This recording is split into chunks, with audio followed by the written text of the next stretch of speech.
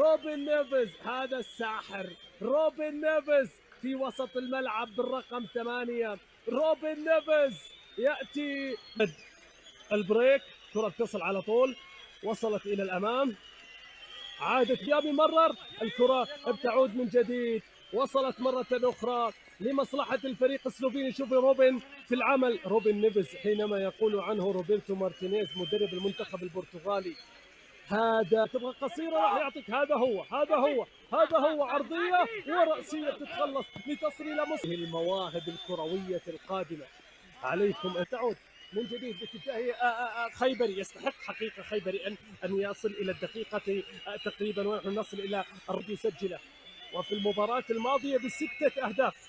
المباراة شوفوا الفن، شوفوا المهارة إلى روبن نيفز، غير اتجاه اللعب تأخر فيها، بحث عن روبن نيفز، سوبر نيفز، سوبر روبن، سوبر في وسط الملعب.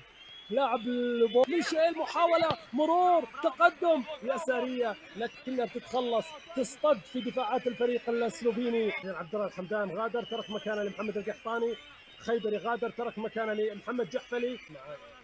مع التعاون قدم موسم كبير جدا مع الفريق السكري. وها الى مصعب، وصلت الى نيفز، بطولة العربية للمنتخبات التي اقيمت في قطر. بعد الناصر عودة الى علي البليهي، وصلت الى روبن نيفز.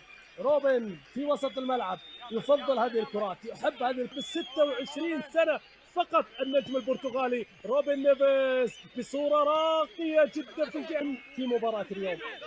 كان واحد من النقاط الإيجابية في مباراة اليوم حقيقة اللي شاهدتها، سرعة استعادة الكرة بالنسبة للهلال، استغلال الكثير من المناطق. شوف الكرة، الأفكار اللي يحب بالتأكيد أن يطبقها بشكل مميز بالنسبة لسيد خيسوس. روبن نيفز وصلت في وسط الملعب.